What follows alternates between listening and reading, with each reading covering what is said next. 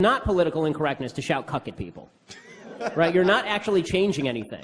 I'm sorry, just shouting cuck at people doesn't make the world a better place. It just means that you're an asshole. Yeah. So the idea that my big problem with this is that there's a whole generation of young people who are falling into the trap of thinking they're principled by saying stupid things, and not just saying stupid things, right? Because cuck is just a silly thing, but people who are using the N-word in chat rooms because they think, oh, I'm violating some sort of societal taboo, and that makes me cool.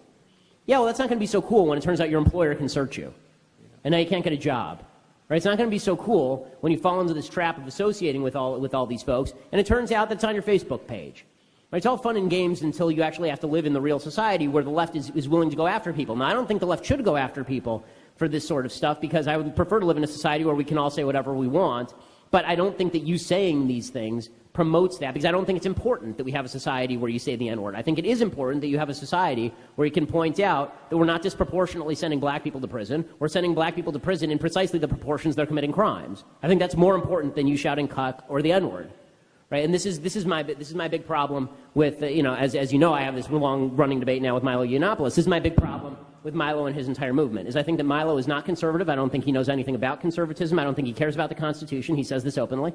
I think that Milo cares about being a provocateur. And I'm sorry, a provocateur generation is only valuable in standing for things that are worthwhile. It is not, being a provocateur just for the sake of being a provocateur is worthless.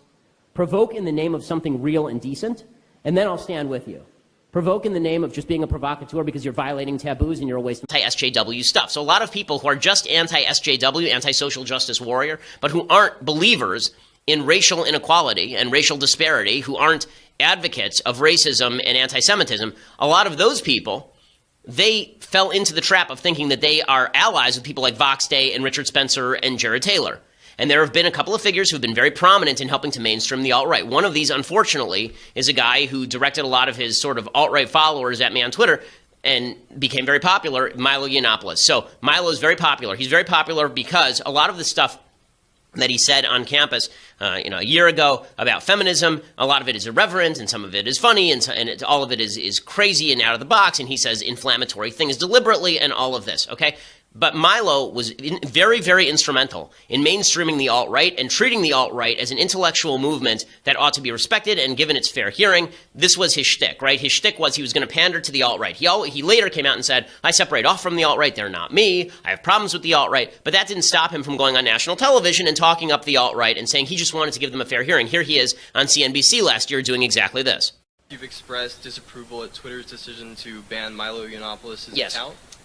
Keeping this in mind, do you believe that Simon & Schuster made the correct decision in canceling Yiannopoulos' book deal over his most recent scandal?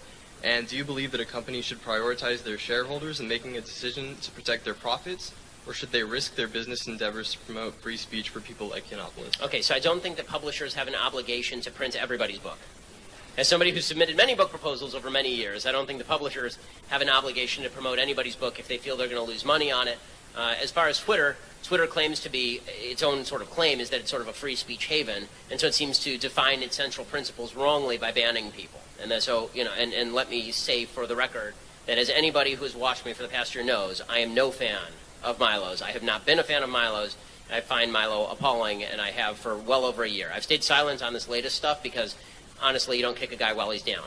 But the fact is that Milo, what's happened with Milo actually says less about Milo than it does about the conservative movement that I find troubling, right? I think that, just to give you a few examples of stuff that Milo's done over the past year, in a few weeks ago, he suggested to a Muslim girl in an audience that she shouldn't be wearing a hijab in America.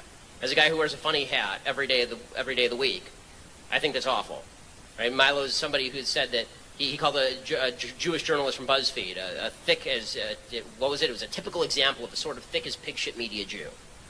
Right, Milo, on the day of my child's birth, sent me a meme of a black baby suggesting my kid was half black because I'm a cuck, because I'm not sufficiently supportive of Donald Trump. He's talked about how the alt-right is this wondrous milieu of intellectual decency and honesty, full of brilliant people, while openly acknowledging that the alt-right actually says that Western civilization and ethnicity are inherently connected. Right? He did all of this before all this stuff came down. So my only disappointment on all of this stuff is that, I think that conservatives should have said this is all bad stuff a long time ago. I don't think that it should have taken tape of Yiannopoulos saying that 30-year-olds having sex with 13-year-olds is great in order for people to say this was not great stuff. So if the only standard on the right is, well, we'll accept anyone who pisses off the left, our only standard is you can't say that it's good for 30-year-olds to have sex with 13-year-olds, I think we can have a little bit higher standard. Yes, all right. I'm happy to take some questions. Are you going to go around if I pick people? Is that all right? Thank you. You keep jumping up. I feel like you need to get something out of yourself. Go ahead. Go ahead. No, I'm grateful. I'm just teasing. So earlier today, I watched an interview with Dave Rubin and Ben Shapiro, and he had mentioned. I'm sorry. Did you run out of sleeping tablets? I watched it. I was waiting. Kind of boring, but one thing Ben said some actually pretty good things about you, but Dave said something that you're going on in February, and that he was going to bring up a discussion about maybe another scheduled or the first debate between you and Ben, if that were ever going to happen. Well, I've repeatedly said I'm happy to do it, but Ben keeps fibbing about it. You know, I'm a lot busier than he is, and sometimes I don't respond to his emails within 3 days. I'm sorry. I mean, he's not high on my list of priorities. He used to be famous. He isn't anymore. You know, I prefer to debate people who, like, you know, when you're sort of your star is ascending very quickly, as mine is. You're advised to be interviewed by people who are bigger than you, not smaller than you. Which is why Ben sort of fell off my list of priorities. And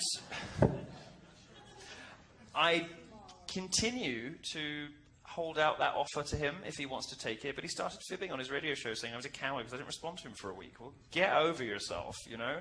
You used to be hot shit, you used to be the big thing, you aren't anymore. People are going to take a while to reply to you. I'm very happy to debate him, although I'm not sure he'll want to now that his access and influence has evaporated because Trump won.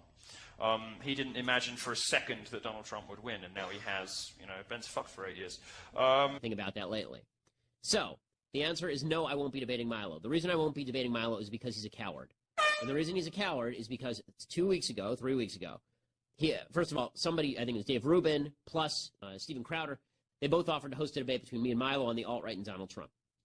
And Milo went totally silent. And then he blamed Breitbart News for telling him not to do it. A couple weeks later, he then said, fine, I'm willing to do it now. And he emailed me, and he emailed Dave Rubin, and he emailed all the people involved, and he said, let's set this up. And within an hour, I had my assistant email back times, right? And he said within the next couple of weeks.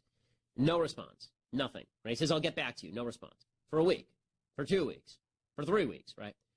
And then I email him again, last week and a half ago, and I said, okay, well, I'm holding these dates open, and I'm not going to keep holding dates open, so are we doing this or not? No response.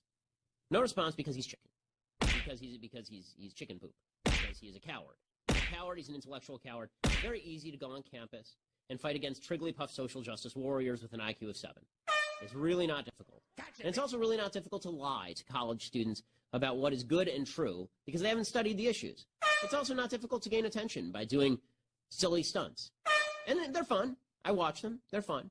But when you do those things and you then spoon feed on top of it alt-right white nationalism and pander to some of the worst people on earth and encourage college students to do the same, it's really terrible. I don't have to reiterate my criticisms of Milo here.